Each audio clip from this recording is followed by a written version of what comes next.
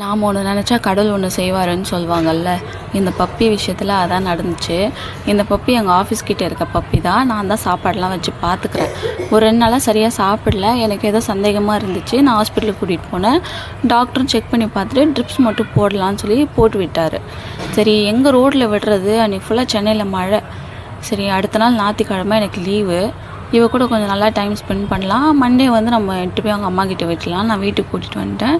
நிம்மதியாக தூங்குச்சு. பட் சாப்பிடலை.